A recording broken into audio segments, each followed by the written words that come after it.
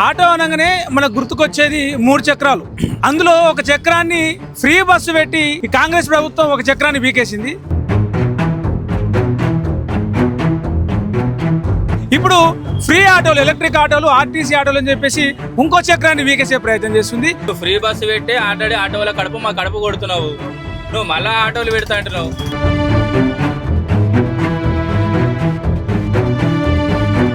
మిగిలింది ఒక్క చక్రమే. ఆ ఒక్క చక్రం కూడా ఈ ఆటో డ్రైవరే. వచ్చిన పని ఒకటే, ఇది ఆటో నడపడం తప్ప వేరే పని రాదు. అందుకనే గవర్నమెంట్లు కూడా మాతో ఆడుకుంటున్నాయి.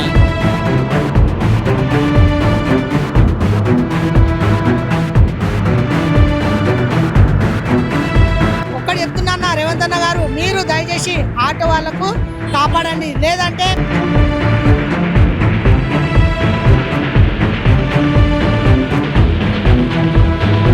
ఈరోజు మీరు ఇష్టం వచ్చినట్టు మీరు ఏది అమలు చేస్తే అది మాదే నడుస్తుంది అన్నట్టు చేసుకుంటూ పోతే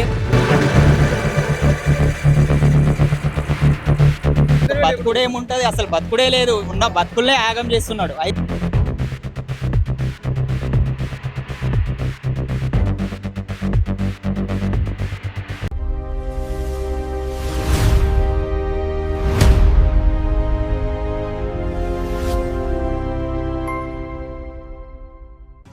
ఆటో డ్రైవర్ అనగానే ఆకలి బాధలు, అప్పుల బాధలు, ఆలిపిల్లల బాధ్యతలు గుర్తొస్తాయి. అసంటిది వాళ్ళ అప్పుల బాధలు తీరక ముందుకే, వాళ్ళ ఆలిపిల్లల బాధ్యత సరిగ్గా చూసుకోక ముందుకే ఈ ఫ్రీ బస్సుల పేరు చెప్పి మా చేతిలో పని దెబ్బ కొట్టిరు, మా పయ్య తిరుగుతలేదు.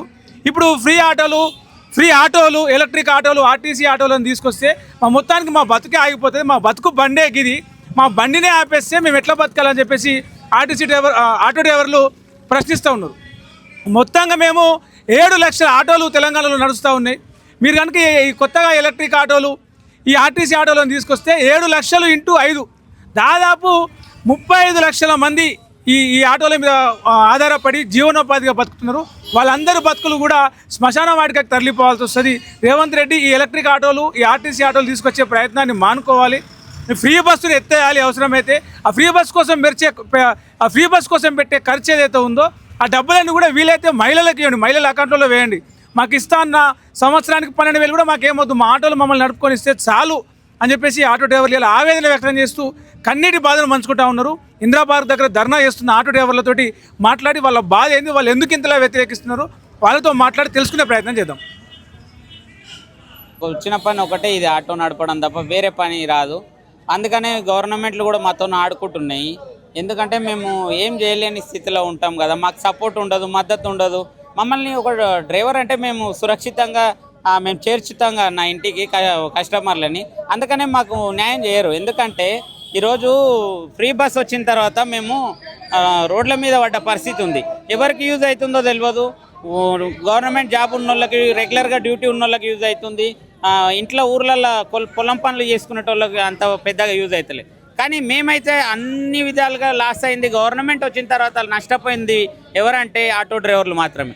ఈ రోజు ఉన్న రేట్లకి, ఆ రోజు ఉన్న రేట్లకి, డీజిల్ రేట్లకి మేము ఎంత ఇబ్బందులు పడుతున్నామో మాకు తెలుసు. మేము ఎన్నో ధర్నాలు చేస్తున్నాం. ఓలా, ఊబర్, ర్యాపిడో ఆఫీసులు కూడా మేము ముట్టడి చేసినాము, ధర్నాలు చేసినాము. వాళ్ళు కూడా హైదరాబాద్లో ఆఫీసులు ఎత్తేసి ఆన్లైన్లో కూడా నడుపుకునే పరిస్థితి, ఆన్లైన్లో కాంటాక్ట్లో ఉండే పరిస్థితికి వచ్చింది. అంటే మేము మా బాధలు తీర్చకపోగా, మాకు ఇచ్చిన హామీలు నెరవేర్చకపోగా మాకు 1 స్టేట్ 1 పర్మిట్ చేస్తున్నారు. ఈరోజు మేము సిటీ ఆటోలు, డిస్టిక్ ఆటోలు అని కొట్టుకొస్తున్నాం. మాకు 12,000 ఇస్తామన్నారు. అవి లేక మేము ఈరోజు మిమ్మల్ని అడిగి అలసిపోయి మేమే మర్చిపోయే కాడికి వచ్చిందన్న. ఇప్పుడు మా పరిస్థితి ఎట్లా ఉందంటే ఏం చెప్పినా ఎవరు పట్టించుకోరు. మేము 3 రంగుల జెండా పెట్టి మేము రేవంత్ అన్న అని చెప్పి గల్లీ తిరిగి ప్రచారం చేసి గెలిపించినాం కాన ఈరోజు మేము దానికి శిక్ష అనుభవిస్తున్నాం. ఎందుకంటే రేట్లు పెరగకపోగా మాకు ఇప్పుడు ఉన్న పరిస్థితులకి 1000 రూపాయలు కూడా మేము ఇంటికి తీసుకోలేని పరిస్థితిలో ఉన్నాం మేము. అట్లాంటిది ఇప్పుడు ఎలక్ట్రిక్ ఆటోలు తీసుకొచ్చి మీరు ప్రైవేట్ కంపెనీలకు టైఅప్ అయ్యి మీ ఆర్టీసీని మీరు అప్పులని కవర్ చేసుకోవడానికి ఈరోజు మా మీద భారం వేస్తున్నారు. ఒకసారి మీరు ఆలోచించాల్సిన అవసరం ఉంది. ఎందుకంటే మా బాధలు పిలిచి యూనియన్లని, లీడర్లను పిలిచి మీరు మాట్లాడకపోగా మీకు సమస్యలు ఏంది, మిమ్మల్ని ఎట్లా తీసుకోవాలి, మీకు ఏం చేస్తే న్యాయం జరుగుతుందని అడగకుండా ఈరోజు మీరు ఇష్టం వచ్చినట్టు మీరు ఏది అమలు చేస్తే అది మాదే నడుస్తుంది అన్నట్టు చేసుకుంటూ పోతే మరి మేము మిమ్మల్ని 3 రంగుల జెండా పెట్టి గద్దెనెక్కించిన మేము దింపలేమనుకుంటున్నారా? మీరు ఒకసారి ఆలోచించాలి. మేము చాలా రిక్వెస్ట్గా అడుగుతున్నాము. ఇప్పటికే చాలా మా బతుకులు చితికిపోయినాయి. మీరు దయచేసి అర్థం చేసుకొని మీ ఎలక్ట్రిక్ ఆటోలని వెనక్కి తీసుకోవాలని మేము డిమాండ్ చేస్తున్నాం. తెలంగాణలో సామెత ఉంటుంది కానీ వద్దన్న పని ఓలాయించి చేస్తామని ఇప్పుడు అదే చేస్తుంది గవర్నమెంట్ కూడా. మేము అడుక్కుంటుంటే వాళ్ళకి అర్థమవుతలేదు, మా బాధలు వాళ్ళకి కనిపిస్తలేవు. మేము పొన్నంసారికి ఎంతోమంది మంత్రులకి ఎమ్మెల్యేలకి లెటర్లు ఇచ్చినాము, అన్నీ తిరిగి అలసిపోయి ఈరోజు లాస్ట్కు రోడ్ ఎక్కినామన్న. ఇది కంటిన్యూ చేస్తాము, ఎందుకంటే మేము ఏం పెద్ద గొంతెమ్మ కోరికలు కోరట్లేదు. మాకు ఏవైతే ఇస్తామన్నారో అవే ఇవ్వండి అని మేము కోరుకుంటున్నాం ఈరోజు. అవి కూడా మీరు ఇవ్వకుండా మమ్మల్ని ఇంకా మీనికెళ్ళి ఇంకా ఇబ్బందులు పెడతా అంటే మేము బతకలేని పరిస్థితిలో ఉన్నాం.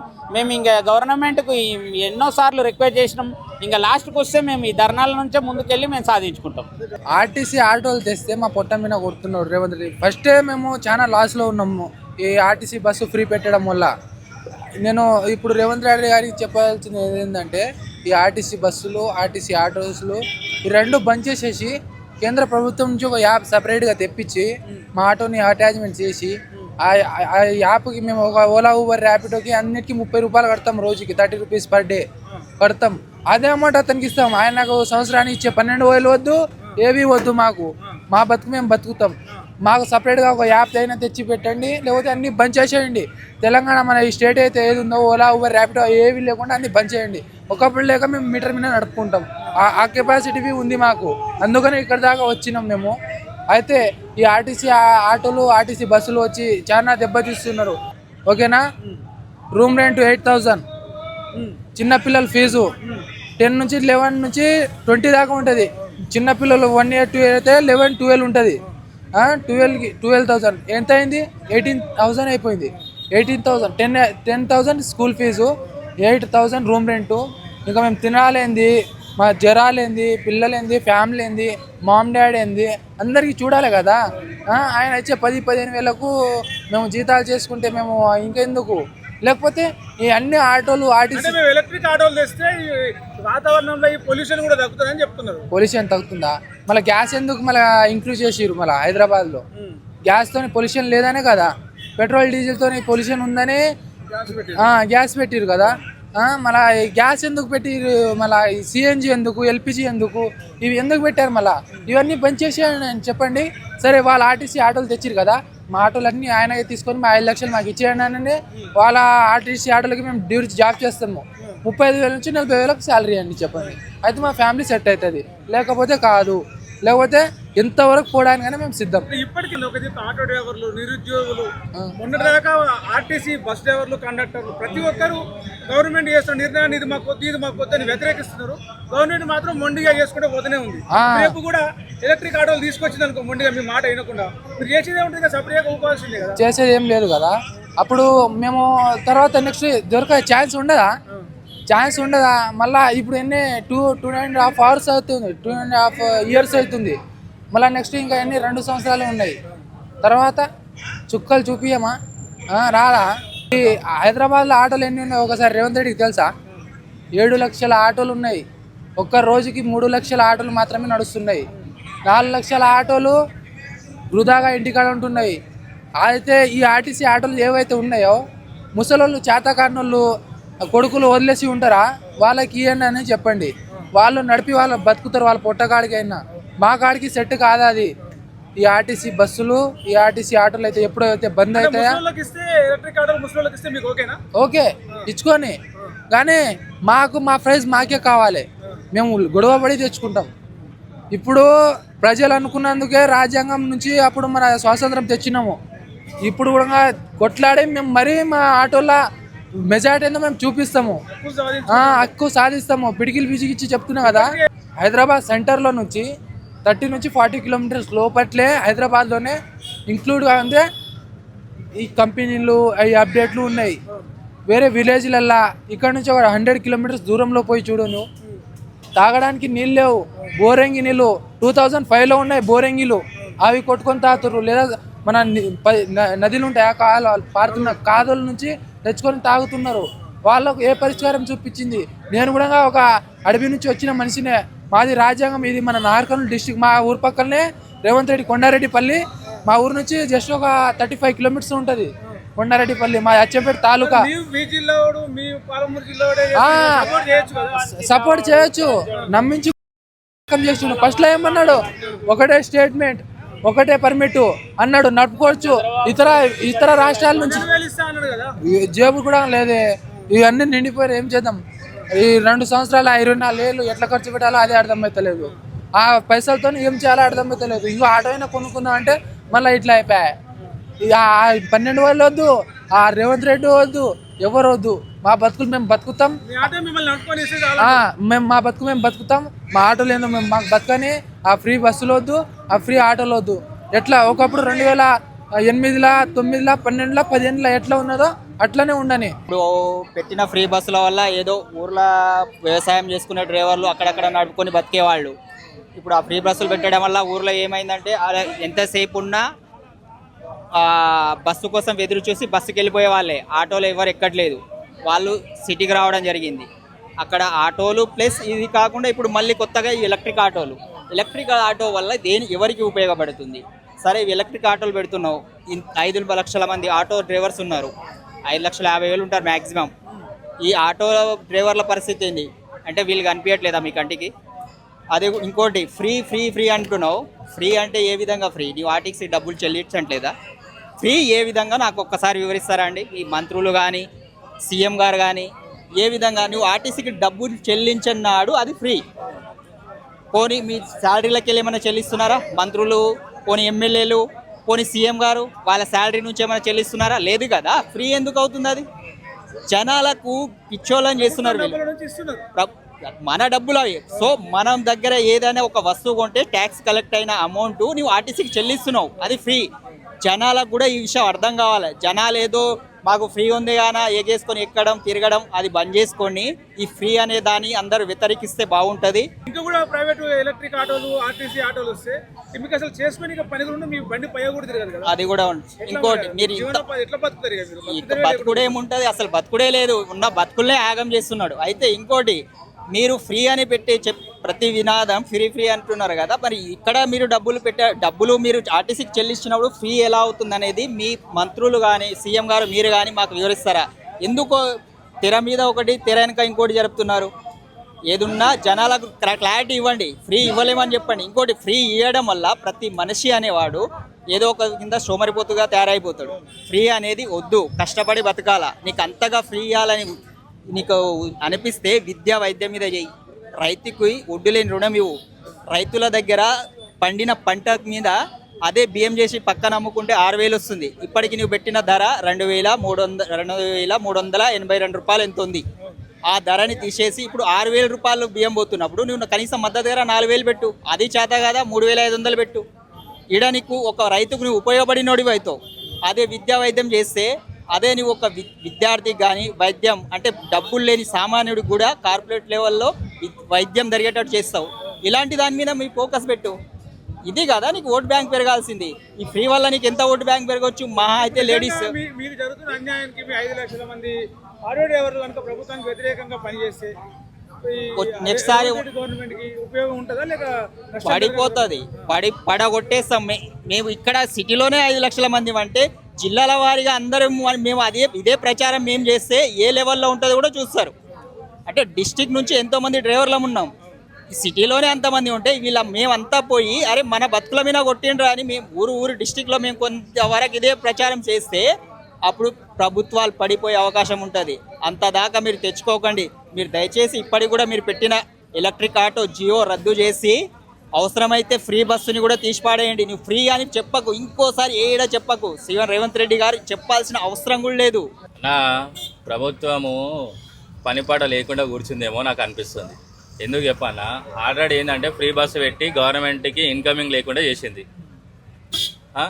ఇన్కమింగ్ లేకుండా చేసి మళ్ళీ ఆర్టీసీ ఆటోలను పెడతా అంటుంది. ఏ రకంతో పెడతానని ఆర్టీసీ ఆటోలను పెట్టి వాళ్ళని ఎట్లా పంపిస్తారు? ఇప్పుడే ఆర్టీసీ వాళ్ళు బస్సులు రోడ్డు మీద ఇట్లా ఏదైనా బండ్లు పోతుంటే ఆ బండ్లను ఇట్లా దబాస్తుంటారు.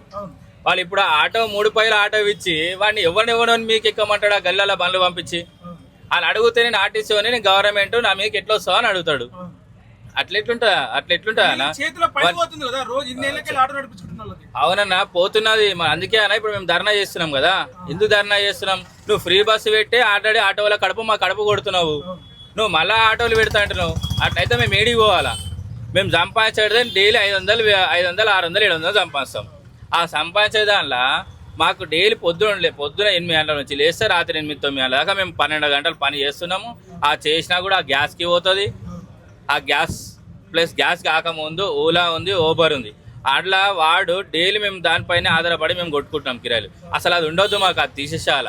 దానివల్ల వాడే కమిషన్ తింటున్నాడు. మేము పొద్దున్న నుంచి సాయంత్రం వరకు ఒక 80 రూపాయలు చేస్తే ఓలా ఓన్కైనా ఊబర్ ఓన్కైనా అలా 20% అంటే 20 రూపాయలు మేము ఇవ్వాలి.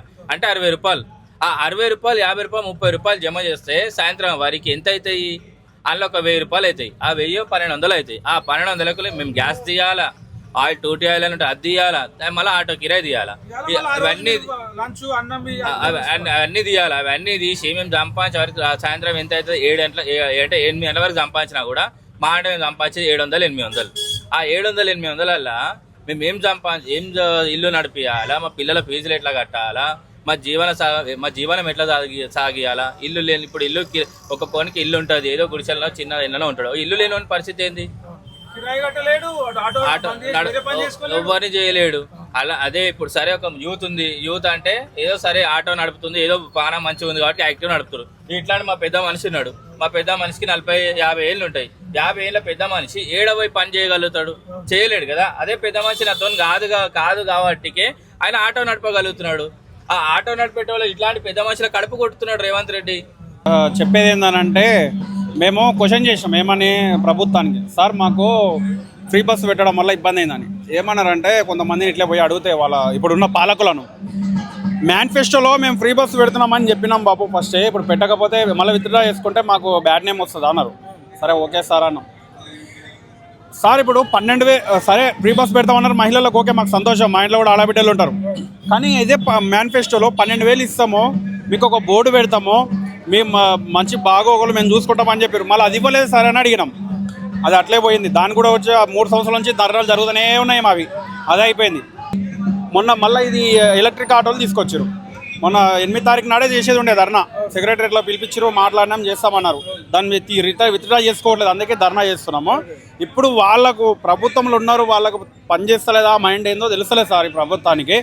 మా సలహా ఏంటంటే మా ఆటో డ్రైవర్లని, సీనియర్ వాళ్ళని, మమ్మల్ని తీసుకొని ఒక కమిటీ చేసి మాట్లాడి, కమిటీ అందరిని పిలుచుకొని ఒకటి మాట్లాడి, ఇదే నువ్వు కొత్తగా ఇప్పటికే మాకు 12,000 ఇవ్వనికనే సంవత్సరానికి దగ్గర బడ్జెట్ లేదు, అప్పుల పాలు ఉన్నావు కదా, అదేదో మమ్మల్ని పిలిపించుకొని నువ్వు కొత్తగా ఆటోలు కొంటే, ఎలక్ట్రిక్ ఆటోలు కొంటే మళ్ళీ అప్పే కదా చేయాల్సింది. అదంతా అవసరమైంది. మమ్మల్ని పిలుచుకొని మా ఆటోలకే బ్యాటరీలు పిలిచి, మా ఆటోలకే ఇంజన్లు తీసి పాడేసి, మా ఆటోలకే బ్యాటరీలు బిగిస్తే మావే ఎలక్ట్రిక్ ఆటోలుగా తయారవుతాయి కదా అని మేము క్వశ్చన్ అడుగుతున్నాం. 3 సంవత్సరం ఊపికే పడ్డాం. ఇక సపోర్ట్ చేస్తాం కాంగ్రెస్కి అనుకున్నాం మనము. ఇక రేవంత్ రెడ్డి సార్ మాతోటి ఇట్లా చేస్తారని మనం అనుకోలే ఉన్నాం. చూడు 24 గంటలు రోడ్ల పైన ఉన్నాం, రోడ్ల పైననే బతుకుతున్నాం. రేవంత్ రెడ్డి సార్ ఏమో మంచిగా ఏసీ కార్లలా, ఏసీ హోటళ్ళలా, పెద్ద పెద్ద బంగ్లాలు కట్టుకుంటా మంచిగా హాయిగా నిమ్మలం ఉన్నాడు. ఎంపీ మా మల్కాజ్గిరి నుంచి ఎంపీ ఉన్నప్పుడు సార్ మస్తు సపోర్ట్లు చేసినాం మేము, రావాలని. ఇట్లా గుద్ద పైన తంత్రాన్ని మేము అనుకోలే. 2,000తో దూరం మాట ఇచ్చేసారు, 12 పైసలు ఇవ్వలే, అదితో పక్కన పెట్టాయి. ఖాళీ ఛాయ్లకి, ఖాళీ టేబుల్లకి, కుర్చీలకి కోట్ల శాంక్షన్ చేసుకుంటుండు ఖాళీ ఆఫీసులలో. అది మాకు సంబంధం లేదు, ఎంతనా శాంక్షన్ చేసుకొని. ఇక 3 సంవత్సరంన్నర ఓపికే పడ్డాం. ఇంకొక సంవత్సరంన్నర ఏం చేసినా నీకు కనిపిస్తుందా ఏమన్నా చేసింది?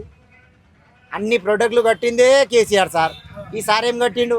ఖాళీ ఇవ్వంటుండు, ఆడి నుంచి అప్పు అంటుండు, అప్పు గిప్పు అంటుండు, ఏం అప్పు చేస్తుండో ఏమో. ఇప్పుడు మాకు బాధలు అనిపిస్తున్నాయని మేము ఏడుస్తున్నాం. మా కళ్ళు తుడిచేటోడే ఎవరు లేడు, మేమే తుడుచుకోవాలా. రోడ్ల పైన తింటున్నాం, కుక్కలు లెక్క తిరుగుతున్నాం. ఏదైనా పొలిటికల్ పార్టీ వస్తే ఫస్ట్ ఆటోడే అంటాడు. ఇప్పుడు ఆటోడు అంటే మన అంబులెన్స్ కన్నా ఫస్ట్ ఆటోడు ఉరుకుతాడు. ఏ గల్లీలకైనా కానీ పోలీసోడు వచ్చినా పోలీసోడు మాట విన్నాడు, వాన్ వచ్చినా వాన్ మాట విన్నాడు. వీడు హార్ట్ అటాక్ వచ్చిందా, డెలివరీ ఉందా, ఏదైనా జాతి పాతి చూడాడు. ఫస్ట్ కూర్చో అక్క, ఆ భయం, ఆ అక్క కూర్చో అమ్మ తల్లి అని వేసుకొని పోతాడు. అది పైసలు ఇస్తారా ఇయ్యరా అని అది సెకండ్ ఆప్షన్. ఫస్ట్ ఆపతిలో ముందుంటాం.